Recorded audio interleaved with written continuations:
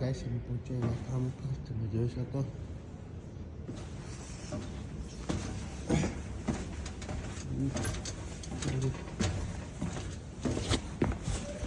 તો તમે અમે આવી ગયા પાછા બેક ટુ વર્ક. તો આજે આનું વેલ્ડિંગ કરવાનું છે. એટલે ઘણા બધી બીમ છે, સ્ટીલ છે.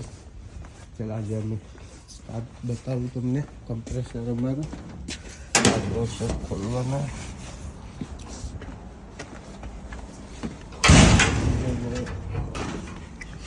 જો આ છે અમારું કમ્પ્રેસર, જેનાથી અમારું એર મળે, હવા ભરી શકો તમે સાયકલમાં ને બધીમાં. હવે એને અહીંથી સ્ટાર્ટ કરી દેવાનું.